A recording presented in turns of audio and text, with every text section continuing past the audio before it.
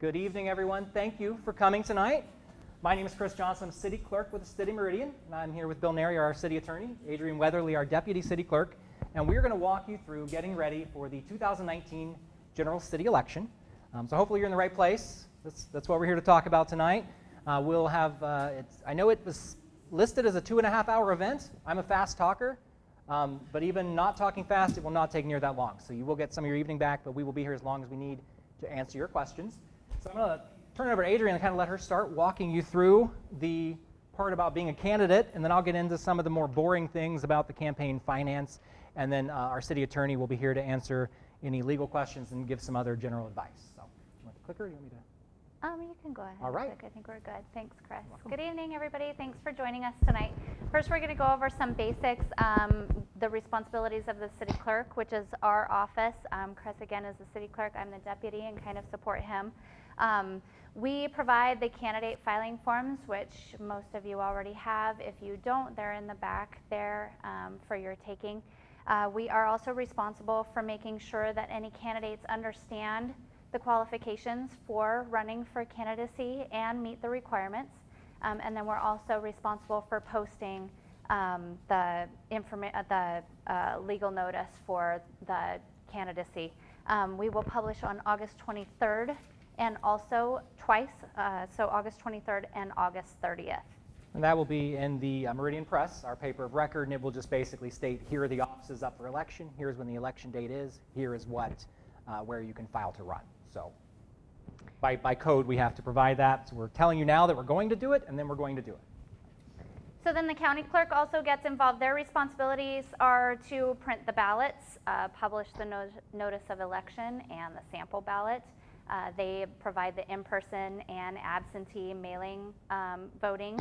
They select all the polling places. They provide the election staff. They run the polling places on election day, and they're also responsible for counting the ballots as well. And a quick side note on that, the City of Meridian is a polling place for early voting. So the 2 weeks leading up to the election day, we have our meeting rooms A and B are converted to an election polling place. So you can come here to vote, or you know, any Meridian resident, anyone actually in the county can come here and vote on their ballot. And at the county commissioner's level, they're responsible for canvassing the votes and establishing election precincts. So regarding the basics of city elections, there's the candidate filing process. Every candidate for either council or mayor must file a declaration of candidacy, and that basically says they attest to meeting the qualifications of the office that they're running for, whether it's mayor or in this election seat, council seat 1, 3, or 5, and then they, list the term for which they're running, and then that declaration has to be accompanied by either a non-refundable $40 filing fee or a petition of candidacy, and that's signed by at least 5 qualified city electors. One of those 5 city electors can be the candidate running for election themselves, and it's almost recommended to do that. I would say it is recommended to do that because the county clerk's office basically then will verify that the candidate is actually eligible to run for candidacy when they verify all the electors that have signed that petition. But it could be one or the other. You could either walk into the city clerk's office, file your declaration with a $40 fee, or you can get the 5 electors and take that to the county clerk's office for verification. So the Idaho law for candidacy, the requirements for meeting candidacy in Idaho, you must be at least 18 years of age, a U.S. citizen, and the candidate's primary residence needs to be within the city of Meridian. And the candidate must be a resident of the city for at least 30 days. Do you want to add anything there? Just that the registration, your voter registration must match your residence as well. Sometimes people own multiple properties. Maybe they have a property in the county, property here. Your primary residence is where you're registered to vote, and generally that's where you get your homeowner's exemption if you're a homeowner. So that's how they determine if you meet those requirements. One reason we recommend, if you go through the county and get your 5 signatures signing yourself, they're going to find a problem right there if there is one, rather than us finding it. And if we find it last minute on that date, it kind of becomes a scramble. You find out you've been purged from the voter rolls and you're not a registered or not an eligible elector, you're not an eligible candidate, and you don't really have a lot of time to fix that. So I encourage, if you know you're going to run, file early. If you want to go through the county and save that $40, use yourself as an elector on that signed paper so you can make sure you meet all those criteria before you bring it in. We have no problem, we'll check it, but if we can prevent problems up early, we definitely want to solve that for you. Okay, so important dates. The period for candidates to file the declarations or petitions for candidacy. The start date is August 26th, 2019 at 8 a.m. And then the close date is Friday, September 6th at 5 p.m. So that's a 2-week window. So the process for candidates, basically the candidate's name appears on the ballot exactly as it's written on the Declaration of Candidacy. You can put you could put initials for your first or your middle name if you want to. If you're going to have a nickname, then put your first name and then in quotation marks your nickname and then your last name. The Declaration of Candidacy has to be signed by the candidate and notarized by an Idaho notary. The petition of candidacy has to be signed by the person soliciting petition signatures and also notarized by an Idaho notary. And the city clerk, or Chris or myself, we can notarize those forms for you too if you bring them into the city clerk's office. Most of the time, the petition signatures are gathered by the person who is running for the candidacy, but they can be collected by somebody else as long as they are an Idaho resident and they're 18 years of age. The candidate has to take the petition to the county clerk's office for verification of signatures before bringing those forms to the city clerk's office. And like Chris has said, like I have said, the candidate can sign your own petition. It's recommended because then you can catch any early, eliminate any early surprises or any surprises early on as far as residency or eligibility to run. Then the county clerk will attach the written certification of the number of signatures for the electors and then bring that paperwork over to the city clerk's office. And then before the nominating forms are accepted, the city clerk, our office, will confirm that you're registered or the candidate is registered to vote in the city and that the address is the candidate's primary residence.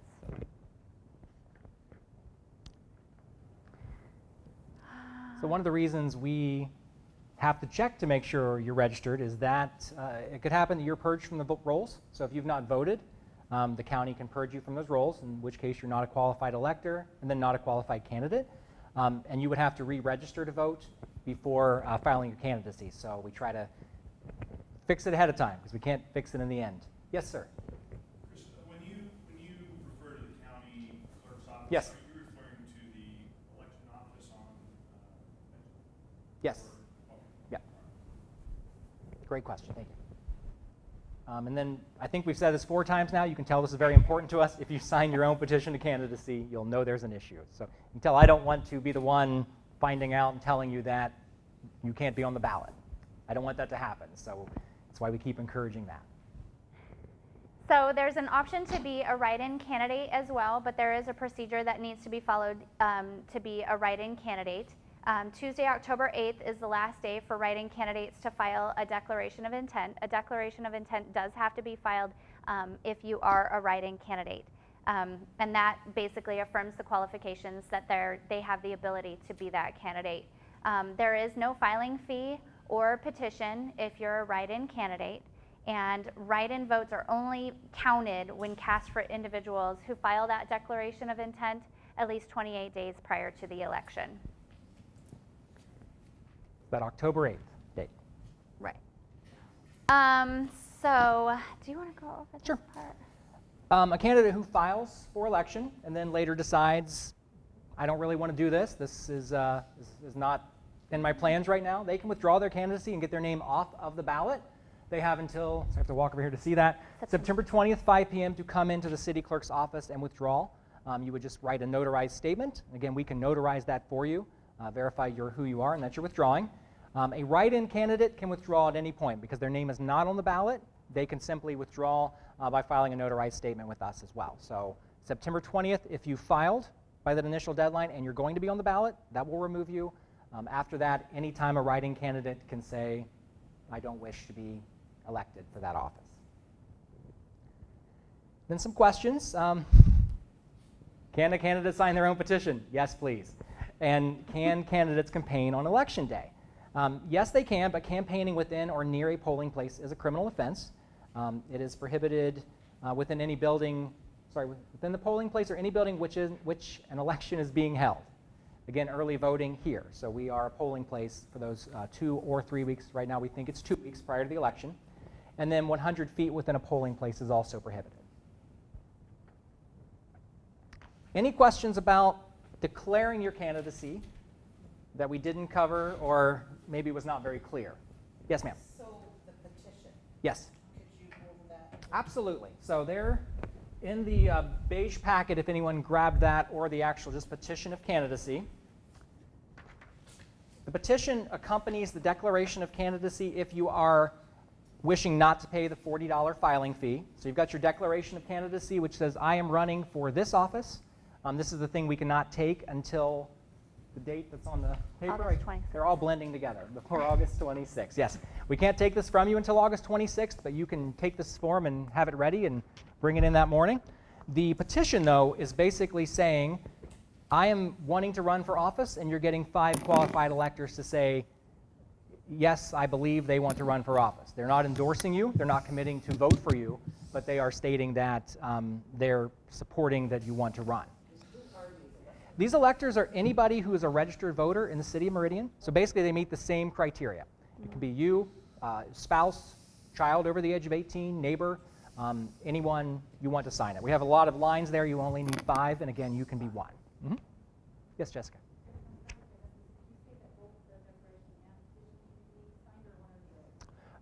It would be both if you are, so basically the declaration of candidacy has to be filed regardless. And then if you're paying the $40 fee and not doing the petition is if you're waiving the fee and getting electors. Yeah. So I would most people, I recommend doing both. You're just getting the 5 people, you're making a trip to the county elections office, you're getting them to certify that your signatures there are qualified electors, and then you're bringing it in and saving yourself writing a check. Great. Yes, ma'am. I understand that Meridian is really kind of the Swiss cheese area with Yes. lots of pockets that are not incorporated with the city. Mm-hmm. It's important to make sure that those people that sign are not in the pocket. Absolutely, and that's one reason we recommend doing it early, taking it to the county, because they will check to make sure they're qualified electors. Because even if we know, if they live across the street, we know that's absolutely within Meridian city limits. They may not be registered to vote at that address. They may have been purged from the voter rolls. So it's important to do that early so you find out that's happening. They can also check their registration on idahovotes.org. And they can use the Ada County Assessor's website really to look and see their tax districts and see if they are Meridian or county. Mr. Neri. Yes. I just want to add a couple things. And you brought up a good point. Unless you're having your immediate family or immediate neighbors sign your petition, it's always best to have more than the minimum, even though there's only 5. Just because there's occasions if you get a lot of people, the county will delete any of them that aren't qualified electors. So if you're going to use that method, you're best off simply having a few extra to make sure you have enough. The other thing I was going to mention on the electioneering. So we do check if there is a complaint. One of the things in elections, the way the state code lays it out, during city elections, Chris really serves in the same role as the Secretary of State would. So any questions regarding election process, election filings, financial filings, all of that go to him. Any questions regarding the legality of something, whether it's the election process itself, the electioneering that's going on, and electioneering is an issue that occasionally comes on where people put their signage or where they go out and campaign. So we do check and make sure they are within the 100 feet.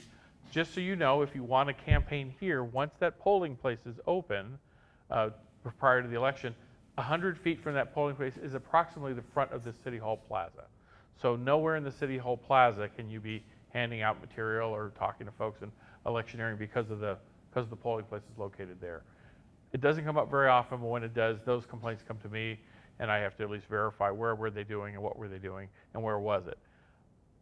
For example, across the street from the local library, the main library in Cherry Lane, on the middle school side of Cherry Lane is more than 100 feet. So that area is fine. The same side of the street as the library is not. So again, we do check to make sure, but those are the two questions that come up on the early part, is those electors and whether or not they were residents as well as the candidate. Again, just to make sure. We've never had an issue, but there have been issues where people have opted to run for office and their property didn't become part of the city. There is a time period. It has to be 60 days prior to the election. So if you live in an area that was recently annexed, you want to make sure your property's been included in the city when you want to file, because it has to be at the time you file your candidacy, not at the time of the election. So those two things come up. Are there other questions? Yes, ma'am. So in terms of the signage, for example, are you saying that having a sign up is considered electioneering, if therefore your sign needs to be more than 100 feet away at the day of the election? Yes, so the question is the sign considered electioneering? And it is. So it has to be more than 100 feet away from the polling place. So again, we do check. This is not a polling place on election day, only prior to the election. So the other ones, the other precincts around the city are managed by the county. Sorry, No, you're fine. Okay. Is there an easy place to find where there are rules about where you can actually put signs? No, unfortunately not. So I was going to save this to the end, but we'll just take it up now based on your question.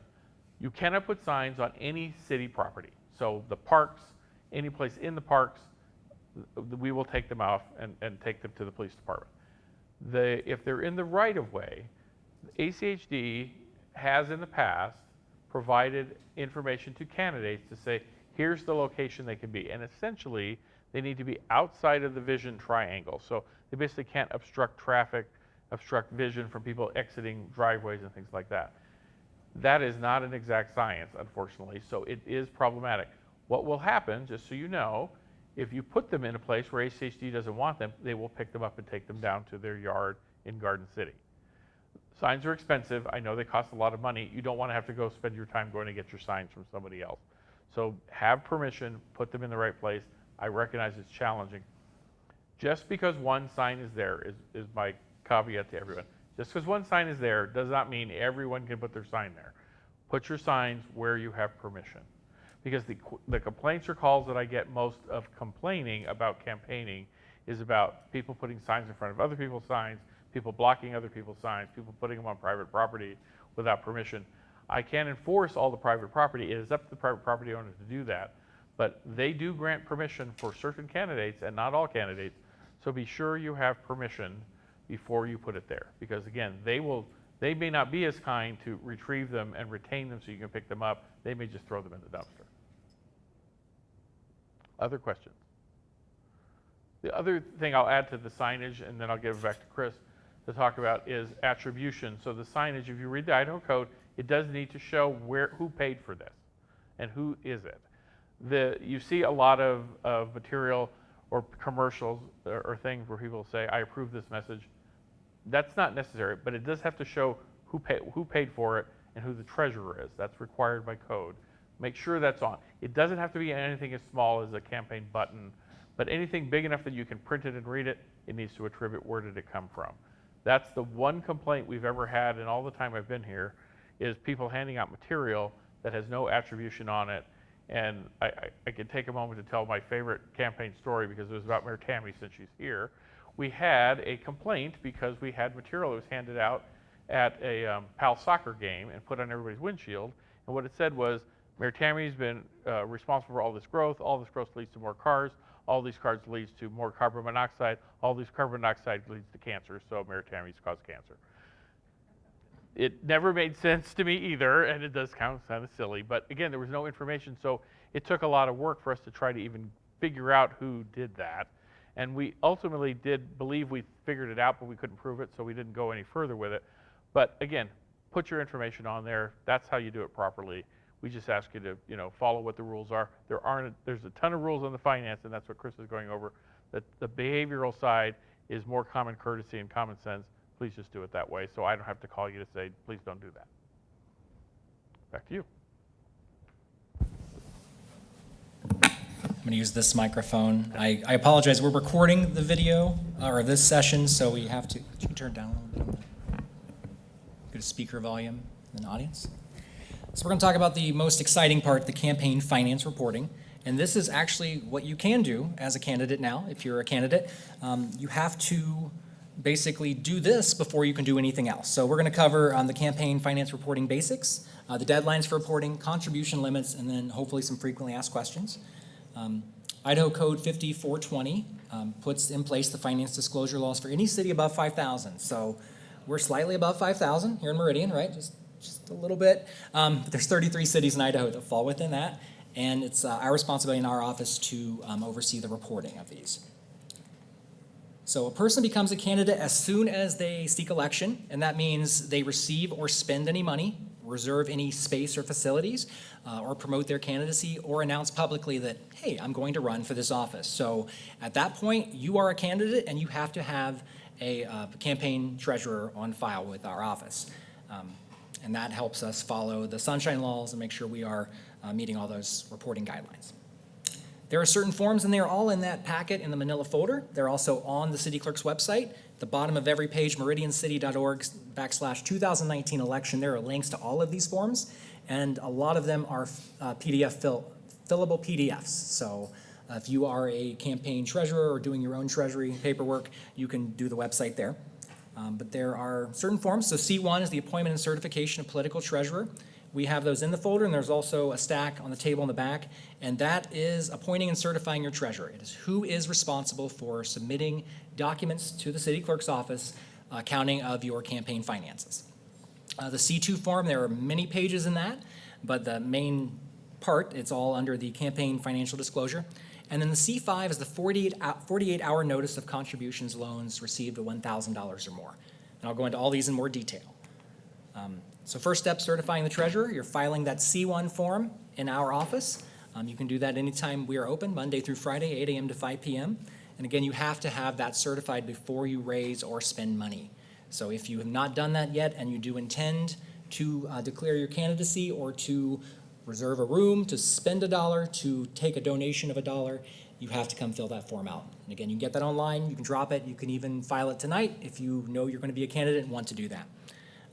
Once you certify your treasurer, you can start all that fundraising. The declaration of candidacy comes much later, as you know. That's going to be August, I keep asking you, Adrian, August 26th. I should know that, I apologize. But you can start doing this now. Any person who's registered to vote in Idaho can be your campaign treasurer. You can be your own treasurer. And a treasurer can serve for multiple candidates as well. So a treasurer can be over a committee raising or working on those documents. They can be on a candidate. They can be on more than one candidate. If you, as a candidate, decide to remove your treasurer, or your treasurer decides they no longer want to be your treasurer, you must cease all fundraising and spending until you file a new treasurer. So you should do that immediately with my office. Just a new C1 form will override the previous. So if that happens, please submit a new C1 form before you continue spending or fundraising. And then the responsibilities of your treasurer. They have to keep up-to-date accounts of all contributions and expenditures. They're going to keep all campaign records for at least 1 year after the election, or 1 year after the last report is filed, whichever is longer. So you've got at least a year minimum from whichever of those. And they have to file those reports in a timely manner, a timely manner set aside by code. And that's in here. The treasurer will obtain the name, mailing address, and date of anybody that's contributing more than $50 in a calendar year. They have to have a receipt or canceled check for any expenditure of $25 or more. And they have to submit to the state, or must transmit to the state controller for deposit in the public school fund any anonymous contribution of more than $50. If you receive an envelope that says, with $51 in it, or $50.01, says this is for your campaign, you legally cannot spend that on your campaign. It's anonymous. It has to be turned over to the state controller. So encourage your friends and fans, if they're going to contribute, to put their name on it, because that's what the Sunshine Law is about. We have to know who is donating. And again, if they want to contribute $49, they can remain anonymous. just 50 or more than 50, sorry, more than 50, you can't accept. The campaign finance report, like again, contributions, expenditures, also in-kind contributions. So any donation of a service that is below fair market value counts toward that. So if someone prints t-shirts for you for your campaign and they are charging you $1 a t-shirt, whereas they might be charging me $15 a t-shirt, that is a campaign contribution of in-kind.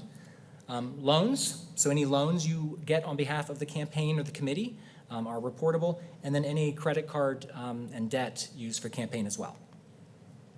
So a contribution, again, cash or check, any contribution you make yourself. So as a candidate, you can contribute however much you want to your own campaign, but you do have to account for that.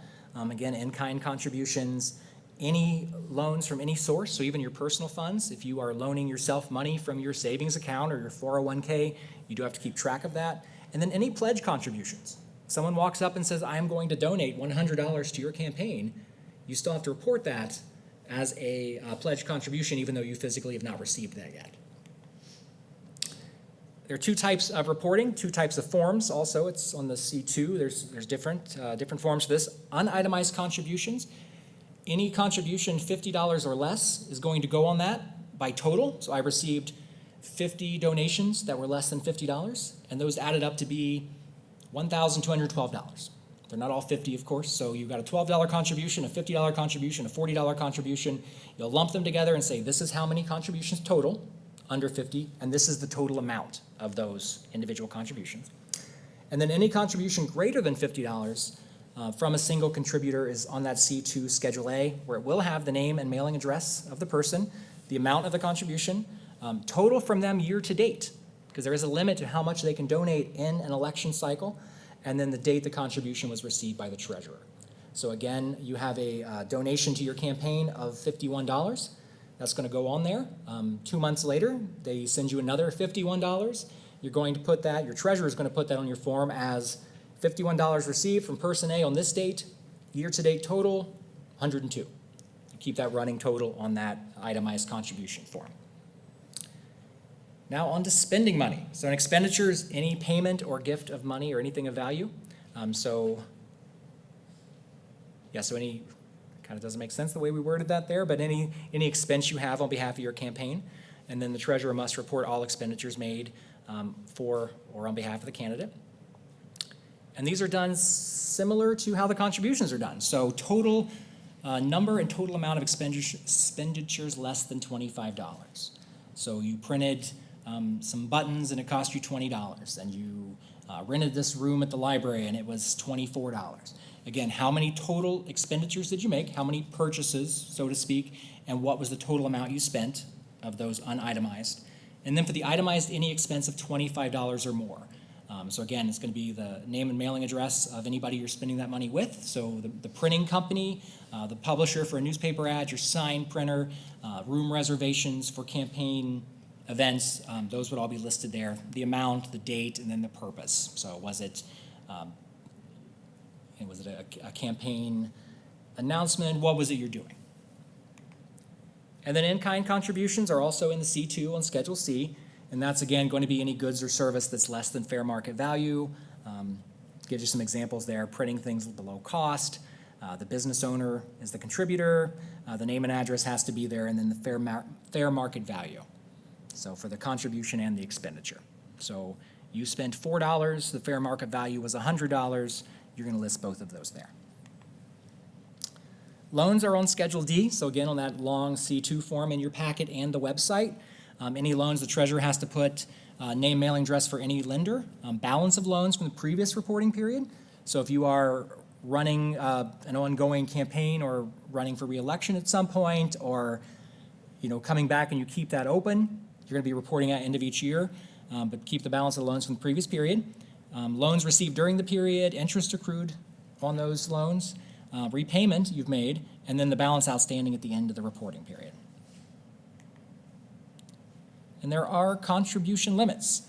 So any candidate for mayor or city council or a committee is limited to $1,000 per election from each contributor. So even if it is $20 at a time, unitemized, it's still tracked that it's a maximum of $1,000. There's no limit on the amount of personal funds, so again, you can spend as much as you want. I hope you do what's best for you. I won't give you financial advice, but do what's in your best interest. Your spouse or other family members are subject to that as well. So if you wanted to spend some money, but your spouse wants to donate to your campaign, your adult child wants to donate to your campaign, your niece, nephew wants to donate, they all can, but they all have to follow those campaign contribution limits. And then in-kind contributions count the same as monetary toward that limit.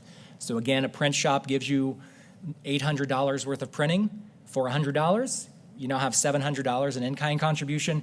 That print shop is now limited to $300 that campaign cycle to donate to you. Now, the print shop can donate up to $1,000, and the owner of the print shop can donate up to $1,000. So you can do that because it's an individual and it's a business, but you do want to keep very close account of your contributions. There are reporting deadlines, which this is the confusing part to me, so I hope I will make this clear. I'm learning as I go, and we'll all learn together. October 10th is the reporting deadline for the pre-general report, and that is going to cover from the date you filed your treasurer certification. So whether that was a month ago, whether that's today, whether that's 2 weeks from now, from that period through September 30th. And you will have until October 10th to submit that form, and it is on Form C2, again in your packet and on the website. And that gets submitted to the city clerk's office, and again, Monday through Friday, 8 a.m. to 5 p.m. we're there.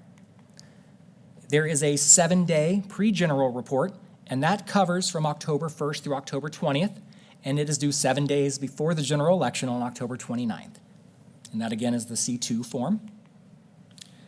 Then there is the 48-hour notice of contributions or loans of $1,000 or more, and that is Form C5, and it covers from October 21st through November 2nd. And the deadline there is within 48 hours of receipt of a contribution of loan or $1,000 or more. So October 22nd, you get a contribution of $1,000. You have 48 hours to report that on Form C5 to the city clerk's office. Now we've had the election, now we're getting to the fun after the election. Hopefully you're celebrating. It's going to be a great January 2020. We're excited, but you now have to file a 30-day post-general report. That covers from October 21st through November 15th. It's on Form C2, and that deadline is December 5th. So all contributions and expenditures, October 21 through November 15th. And then you have an annual report to file. So for 2019, that's going to cover November 16th through the end of the year, December 31st. It's due by the end of January, and again, it's the Form C2. If you're done with all this reporting and you just want to be over having to come in and give me all your financial information, you can stop reporting once you have a zero balance on lines 6 and 7 of that C2 summary page, and you don't expect any further contributions or expenditures. To end the reporting, you would just check yes for, is this a termination report? You don't have to terminate your report because you can keep your campaign account open. If you are successful in your election bid, or if you're a committee and you wish to keep raising and spending funds until the next election cycle, you can keep that campaign form open. You just have to follow those reporting deadlines. So a lot of people, not a lot, but candidates have in the past kept their account open, and they just have to file an annual report each January for the previous year of all expenditures until another election cycle comes. And generally, it kind of says you'd keep that open if maybe you wanted to save that money for the next election, because you plan to run again or run for re-election, whichever it may be. If you decide you do not ever wish to run again and you do have campaign money left over, you do have the option of closing your thing, stopping reporting, and donating those funds to a nonprofit organization. If you have any questions of what may qualify as a nonprofit organization, I would contact our city attorney's office. They can basically answer that. I don't think we're going to tell you what nonprofit to donate to, but if you say I want to donate to XYZ, we can let you know if that's going to qualify. Now the fun part. There are penalties for filing a late report. So any of those reports we talked about the deadlines, there is a penalty of $50 per day until the report is filed. I can waive those penalties, and I'm generally a nice person. So if you couldn't get here because there was a snowstorm, City Hall was closed, it's no fault of your own, I'm not going to stand there and make you write me a check, I promise. But if it's not filed within 5 days after receiving written notice, or we can't communicate with you, we do have no choice but to charge you that fee. So please make sure your campaign treasurer is aware of those deadlines. If you are a campaign treasurer, make sure you are aware of those deadlines. Put reminders in your phone, whatever you need to do to make sure those things are in so we don't have to give you any penalties. We don't want to do that. Bill talked about the attribution requirement for signs. So again, you must put on anything bigger than a pen or button, anywhere it's reasonable to print information, you do have to put who is paying for that. So whether it's a committee, the candidate, anybody. And like I said, you don't have to put this message is approved, anything like that, but paid for by XYZ. And again, these are the things that wouldn't necessarily have to have the attribution, smaller things, pens, stickers, buttons. Anyone can file a complaint about the sunshine laws. They can file a complaint with my office, which is on Form L5. I believe that is on our website. It will be on our website if it's not. And then we'll work with the city attorney's office to investigate those complaints. We've, again, had that happen once in many, many years, and we hope it doesn't happen. Again, courtesy to your fellow citizens goes a long way, and we shouldn't have any of these things. Now the frequently asked questions, and in your packets, and also, and if you didn't get one, there are beige folders in the back that have these in them. There are some frequently asked questions, but these are some others here. Should you open a new checking account to delineate your personal funds from your campaign funds? Yes, we highly recommend that. It makes it much easier and much cleaner for your treasurer to keep track of those things and prevents any type of errors, hopefully. Does the campaign treasurer need to be an accountant or bookkeeper? No. However, some people are very good at balancing their checkbook, some people are not. If you're the latter, you might want to get someone who is the former to do that for you. So again, if it stresses you out to write things in your checkbook, get someone who can do it for you and save that stress so you can focus your energy somewhere else. Corporations, labor unions, can they contribute? Yes. Sunshine Law allows corporations and unions to contribute to candidates and committees. And again, each person, corporation, PAC, other recognized legal entity, $1,000 to a candidate for city office per election. So candidate A is running for mayor. That candidate can receive up to $1,000 from any person, any business, any entity, but no more than that. But again, an owner of a business is separate than the business. Personal funds, there's no limit. Again, you can use as much of your personal funds as you want for your campaign or committee. And does it apply to family members? No. Spouse, adult children, other family members may do up to $1,000 per election. Will you correct me, adult family members or any family member? If I have a 4-year-old, can they contribute $1,000 to my campaign? Sorry to put you on the spot. That one I would say it's not clear. Sure. I don't have a 4-year-old and I'm not running for office and he does not have $1,000, but very hypothetical. That one's not as clear in the code because the code doesn't delineate between adult children in this regard. So technically, yes, you could. Obviously, if a complaint comes in, then we have to determine, again, how independent is your infant from giving funds, right? So it's problematic. So I would suggest not doing that and really stick to adult children so that we don't have an issue raised that we have to determine whether or not that's a violation. So. As you are allowed to contribute as much of your own personal funds, I would assume your 4-year-old does not have his own line of credit, so you would just probably do it under your own. Makes sense. In-kind contributions, are they restricted? Yes, they are part of that contribution limit, which we discussed.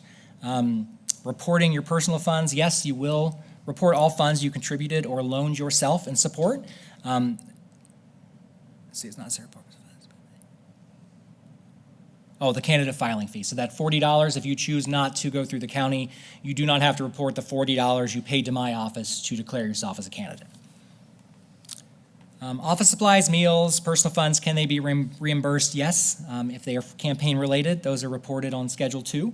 So here are the expenditures I have related to my campaign, which can be papers and pens related to running my campaign, gas to get to campaign events, things like that. And again, all that information is there. So your name and address must be listed as the recipient along with the date of reimbursement and the purpose. So gas for trip to XYZ for the purpose of this. Credit card transactions are considered debt, so they're reported on that Schedule E. And that will include the creditor, the balance of debt, the last reporting period, new debt, repayment of any debt, any payments you made, and debt outstanding at the end of the reporting period. These are all kind of spelled out on that form. And then each creditor has to be listed with the date, name and address, purpose, and amount. So again, if you are using your credit card to purchase gas for a trip to campaign, you would put what it was purchased, where it was purchased, when it was purchased, and why it was purchased. Here's the big question. If a treasurer is unable to balance a report, what should be done? Please file the report on a timely basis, on time, and note that an amendment is forthcoming. Filing late is a violation of the law, so even if you are having some difficulty balancing the books, so to speak, submit what you have with a note that an amendment is coming. I will follow up with you, and hopefully you get it resolved rather quickly. If you do not receive any contributions or spend money during the reporting period, you must still file the summary page on the C2 form indicating that no contributions or expenditures happened. And that would be if you're keeping your campaign funds open for a future campaign. Otherwise, you may have terminated that campaign reporting earlier. So 48-hour notice, which is that 48 hours prior to the election we talked about. Does it pertain to contributions of your personal funds? Yes. All types of contributions, including from your own funds, in-kind contributions and loans, all must be reported. Good question here. Date of receipt. Date of the receipt. Should it be the date on the check or the date the treasurer received it? It would be the date the treasurer received it. If someone writes you a check today, your treasurer receives it in the mail 3 days from now, that's the date they received it. That's only going to be really an issue if it crosses periods. So if it crosses from one reporting period to the next reporting period, it's the date the treasurer gets that. I don't think we've ever had an issue with that where someone challenged that you received the money 2 days ago and didn't report it 2 days ago. It's just the date received. Campaign financial disclosures, must they be faxed or emailed? Yes, I really prefer email, that they come in or brought in person. I'm sorry, yeah, they cannot be sent by postal mail. So hand-delivered, faxed, or scanned and emailed. If you fax them, we will get them via email. So however you want to send it is fine. Faxes, sometimes there's some distortion. So if you get a call from me saying, I can't read this, I apologize. I will try my best. But I recommend emailing those or having them delivered in person, but do not send them postal mail. And the treasurer is responsible for confirming that they're received. So I won't be able to call your treasurer and say, I got it. They may want to not wait on a call from me saying, I didn't get it, and you're accruing a late fee. Hopefully they just send it by email and they know it's there. And if I get it by email, we'll reply, say thank you. You'll know it's there. We also put those on our public portion of the website, so you can, you or your treasurer can go in and find the most updated filings that are there. Restrictions on the use of campaign funds. Yes, they are restricted to basically used, or they cannot be used to defray the costs of any ordinary expenses. So things, kind of going off track here, things you would be doing regardless if you're running for election, you would not be getting reimbursed for. The gas bill at your home, not an election expense. But anything that is reasonably considered being used for your campaign can be reimbursed. And again, cannot be used for personal funds. If that bill, that expense would exist whether you're running for election or not, cannot be used, can't use campaign funds for that. Here are some of the things the law prohibits. So it cannot be used for your mortgage, your rent, purchasing clothing except for campaign shirts or hats, non-campaign or non-office holder related automobile expenses. You can't pay your child's car payment because they took you to a campaign event. Country club memberships, vacations, sporting tickets, tuition payments for classes, any fees or dues to a health club or recreational facility, meals, groceries that are not completely related to the campaign or office holder's responsibilities. If you want to purchase food for an event, fantastic, you can do that. You want to purchase food for home after the event, you cannot. Can you take the food home with you? Good question. I believe so. I believe so. You hold a lot of events? Yes, yes, use caution, don't, you know, if your event you bought a lot of canned goods, probably not going to fly. Yeah. Excellent question, excellent. We like it. So at the end of a campaign, excess funds can be transferred to a nonprofit. This list here, and again, our city attorney's office would be happy to verify if you're questioning if something would be a legal donation. Can I give you an extension on the due date? No, I can't. Not because I don't want to, because I am not allowed to. I am held to strict guidelines on that, so I can't grant you an extension as much as I like each and every one of you. If you ask me, I have to tell you no, and it breaks my heart. But please file those reports on time. Reporting, again, can be terminated once you have a zero balance and no further contributions are coming. It cannot be terminated prior to an election in which you're involved. So if you have elected to run for office, you have not withdrawn your candidacy, even though you've stopped campaigning, you are still an active candidate. You cannot terminate until the end. And that's the very confusing campaign finance thing. Yes, Jessica? So on the document 48-hour notice of contributions or loans received, if the max contribution is $1,000, when does the more come in? Great question. Let me look at that.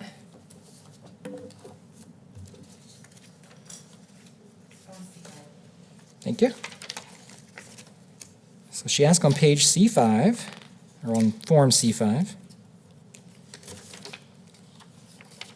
that maybe where the candidate loans themselves more than $1,000? That is my interpretation. Bill, are you following there too? Yes. So yeah, okay, yeah, absolutely. Yes, your own contribution, because you can yourself do over 1,000. Yes, ma'am.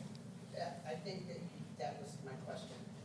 Self-funding, Self-funding is unlimited, correct. unlimited, Unlimited just has to be reported, correct. and including if you're doing your own printing at home and all of that, it doesn't matter whether it's in kind or whatever. All Correct, right. Yeah, your own personal funds can be used in whatever way. Yes. Can candidate funds be used for campaign volunteers, for snacks or food or meeting things with your volunteers? Great question. I let you interpret that. Sure. Commonly, you see oftentimes when you're doing either whether it's a meeting or you're going out campaigning, you're going to buy your volunteers donuts, coffee, or that, all that stuff. That's all considered campaign expenses. Again, you know, the questionable ones is when you're hosting a dinner, you're doing something that may or may not have anything to do with the campaign. Again, it's going to be very fact-driven to the individual circumstance. Many candidates have meet and greets, have coffee or an opportunity to meet the candidates, and they buy food for that. That's considered a campaign contribution to me. So I don't think, or a campaign expense to me. So I don't think those are issues. But again, it's confusing. It's going to be dependent on the facts of the individual one. But generally, it's fine. So follow-up. Yes. So somebody posts a fundraiser at their home and they buy all sorts of food and things like that. Is that reported as an in-kind contribution? Yes. Yep, it would be reported as in-kind. Yes, ma'am. How much does a city council campaign typically spend? Oh, I couldn't tell you. Ballpark? One of the bigger expenses you may find is probably things like advertising, printing, and signs. All of those can be in the thousands of dollars, and it just depends on what you're willing to do. I mean, the signs themselves, it's been a long time since I ran for office, so the signs themselves can be fairly expensive, and I don't know if they're less, you would spend less. There's a perfect answer. Probably go on the candidate expense sheet Mm-hmm. from 2 years ago and get a better idea. And we could give you a good guesstimate, but Well, does it cost $10,000? Does it cost $50,000? I mean, It costs and not to sound trite, it costs as much as you are willing and can spend. So the reality is, it's not really what's driven by the cost or by what you want to spend, but what the things cost. Again, if you have a friend that owns a sign company and will print the signs to your cost, they still have to declare it as an in-kind contribution, but that might save you some expense. Signs are expensive because generally they're getting printed by a company. Material that you might provide, written material to people, if you provide any, can be very expensive because you're printing thousands of them. So those are the kind of things that cost a lot of money, but whether it costs you $1,000 or $10,000, I couldn't tell you. Yes, ma'am. What about the use of resources you may already have, printer, ink, paper that you already own? Is that something that you declare? How does that work? So yeah, that's a great question. I was thinking of that before. All of the things, again, it's unlimited in what you provide. The ink that's already in your printer today and that you printed off material with might be very hard to quantify, but the next cartridge you buy would then be something you would count. I don't know how to tell you to deal with the one that's already in there. Yes? I have an example question about in-kind contributions. So let's say that, like, I made my own website. Should I value my time spent doing that and declare it? Or should I just put like the links that I paid to use your platform? Like, how would you treat it? Well, I guess for me, if the question came to us that this was an unreported contribution, my sense would be is if you would have had to pay someone to do it, or they were going to donate it to you, we'd value it. So I don't see any difference with you doing it. Again, common market rate, whatever that would be. If you're going to be the one performing the task to do it, would be no different than if someone else did it. So you should at least be trying to, as best you can, estimate what would that value be and report it. So I guess my question just to follow up is, so when we have, like, is there a way to estimate the market value of that?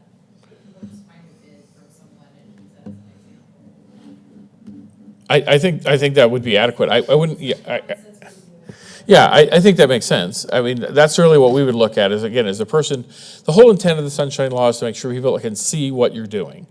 And the intent is to make sure we're being fair. That's why, as Chris said, the reporting deadline is absolute, but the fact that you can amend, supplement, correct it, that's fine.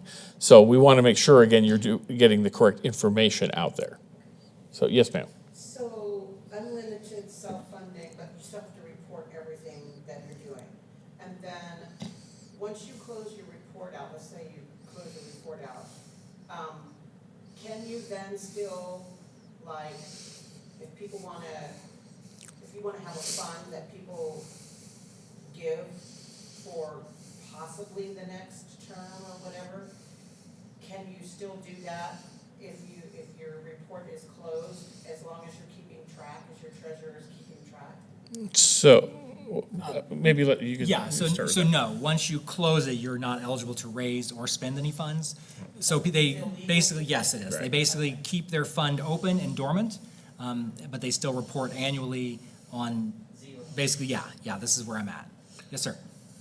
This bill, and I've actually looked at hundreds of campaign finance reports, and I've never seen anything reported at candidate's time if you're doing something that you can pay someone else to do. I mean, you can pay someone to write that copy, you can pay someone to do design work, but I've never seen it self-reported in that fashion. Is that something you would want to follow up with and make less of a Otherwise, I can pay people to do your art for me, or I can do it myself. That doesn't mean I have to report my time knocking yours. No, and I would agree with that. I don't think your time walking around, your time thinking up your strategy, your time writing your position paper or your material, I don't think that's what we're talking about. But building a website, to me, feels different to me than typing on my computer what my position is and what I'm going to say or what my speech is going to be or any of those types of things. That feels different. Maybe I'm wrong, and maybe that's just my ignorance of how the process works. That doesn't feel the same. Yes, you could hire a speechwriter. Yes, you could hire somebody to do those for you. That doesn't seem the same. But again, if you're a skilled person, that's your living, you make doing that, and you know how to do that, I can understand that that's not reported. I can certainly follow up and we can add it to our website so we can answer that question for you if there's any concern about that, so. If you're filing that as an in-kind contribution, you're not seeking to reimburse yourself from campaign funds for the time invested. So that's, I think, where Yeah, that makes sense. the issue is. If it's an in-kind contribution, that's one thing. But if she said, hey, my time equals $500, now I'm going to pay myself for that time from campaign funds back to myself, that's a different situation. Oh, yeah, that would be completely different. Yes, you're right. And the mayor did mention on our website, and I kind of went to that, and I'll show it at the end, you can go look at previous campaign finance disclosures and read through and see that. You also, if there's something you want to see, you can submit a public records request for that. We'll send that through our legal department. If it's subject to release, most likely it is, we'll get that to you. So you can see how much folks have spent in the past on any campaign. Yes, sir. Chris, are the new fillable forms online yet? They are. They should be. I spend most of Saturday making sure those are fillable, yes. And just you mentioned that the L5 form is the campaign finance complaint form, is that correct? Correct, yes. And is that filed with your office or with that is filed with me, and I will then consult there. Yep. Other questions on this exciting topic? Great. Well, that is all we have. There are forms in the back, and we will stick around for any individual questions you have. And I'm going to bring up, one second, I'm going to bring up on our website also where you can see these things. So if you want to stick around and see that, I'll kind of show you a quick tutorial on where to find those campaign finance forms and all the campaign forms as well. But you had a question? Yes. Are council members elected at large? I know I should know this, but I. Yes, so council members are elected to a seat, but they represent the entire city. They're not by district. So anyone who is electing to run for city council will file as they're running for seat 1, seat 3, or seat 5, as those are the 3 up for election. And why, how would one choose which seat to name? Excellent question, and it really just depends on the person. You can look at who is filed once that filing deadline is, or once the filing is opened, and see which seats have candidates. But you can only file for one. And we've explored and we've discussed, council, well, not we, I'm not involved, but council's discussed looking at other options, but they've chosen to remain with this designated seats for now. What's the difference between the seats? How close you are to the mayor, really, is that right? No, it's a great question, but the reality is there is no difference. In this particular election, 2 council members have made it clear they are not running for re-election, and 1 council member has at least publicly indicated they are running for mayor. So all 3 seats at the moment appear to be uncontested and have no incumbent. So for some elections, that's the difference for some people, is there an incumbent in that seat or not. In this particular election right now, there are no incumbents in any of the seats. So from a practical standpoint, is there a difference between any of the seats? No.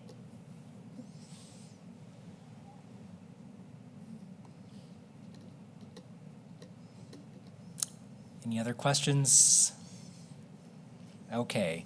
Our website, meridiancity.org/2019 election, will take you to this site, which is where we have everything you're handed today. And Mr. Wardle, if they're not fillable, they will be, because I spent a lot of time trying to make them.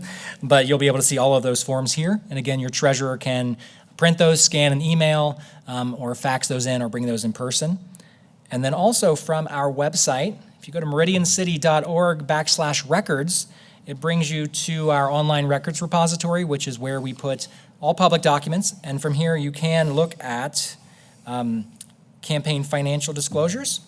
And we have right now 2018 reports, 2019 city election, the reporting manual, and then currently filed forms that have been filed since the beginning of 2019. So you can look at annual reports for 2018 and kind of go down the wormhole and see how much money was spent and learn what you can learn from that. But again, everybody's going to have their own process, their own level, and their own need. Yes? So you mentioned in the beginning that the presentation that you had on the screen tonight, is that going to be on the website? I will upload that to the 2019 city election website. Probably do that tomorrow morning, so there will be the PowerPoint.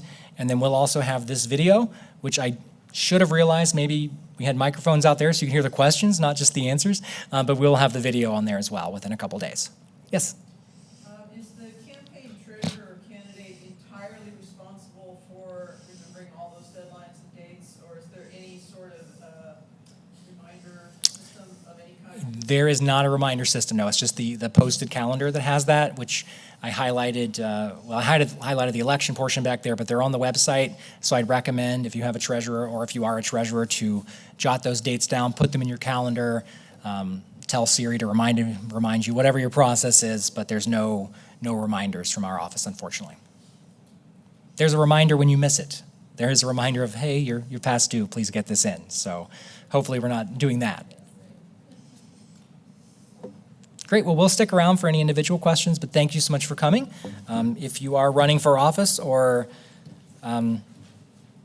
representing someone running for office, please wish them luck on our behalf. If you have any questions, we're happy to answer those. Thank you.